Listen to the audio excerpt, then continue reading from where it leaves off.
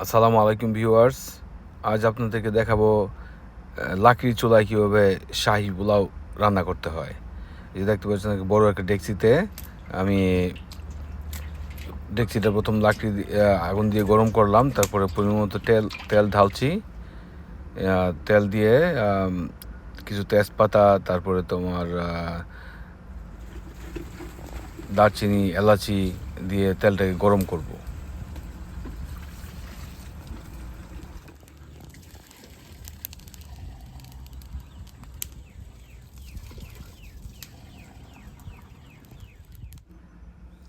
এখন সবগুলো ফ্রেশ মশলা দিয়ে দেব। পেঁয়াজ বাটা, রসুন বাটা, আদা বাটা এবং একটু বাদাম বাটা দিয়ে এটাকে ভালো করে ব্রাউন করে নিব।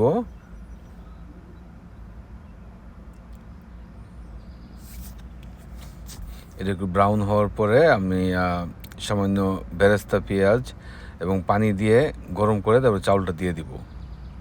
এই যে এখন বয়েলিং টেম্পারেচার আসছে, পরিমাণ মতো লবণ দিচ্ছি।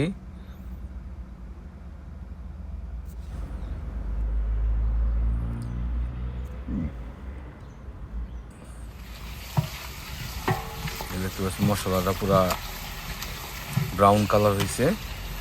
এটা আলু বুখরা না? এখন আমি সামান্য বেরেস্তা পেঁয়াজ এবং পানি দিয়ে দিব, আর একটু আলুর বুকরা, এই যে দেখতে পাচ্ছেন আলু বুকরা, এটা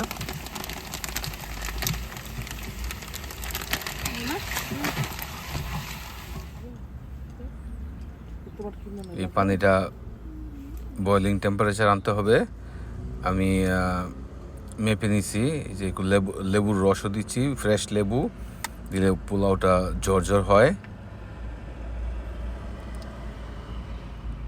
চাউলটা মেপে নিলাম 20 পাউন্ড, এটা কাপ দিয়ে মেপে নিলাম 28 কাপ হয়েছে।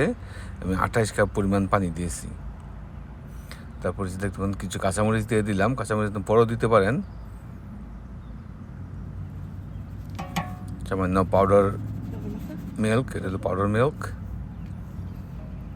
আর ঘিটা পরে দিব, ঘি এবং বেরেস্তা পেঁয়াজ পরে দেওয়া হবে। বেরেস্তা পেঁয়াজ সবার লাস্টে।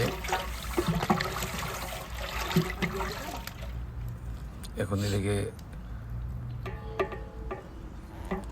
এই যে এখন পুরা গরম হয়ে গেছে। এখন আমি চাউলটা দিয়ে দিচ্ছি।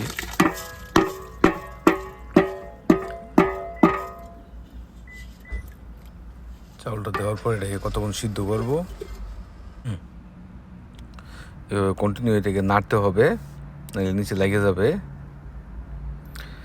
চাউলটা যখন বয়েলিং টেম্পারেচার আসবে তখন আমরা আগুনটা বন্ধ করে দিয়ে দমে দিব।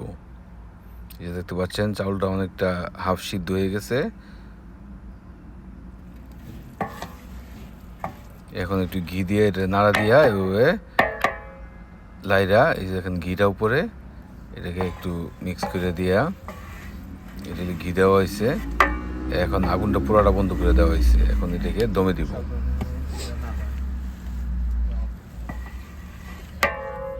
দমে দিয়া 15 মিনিট রেখে দিলে এটা পোলাও কমপ্লিট সিদ্ধ হয়ে ঝরঝরা পোলাও হয়ে যাবে।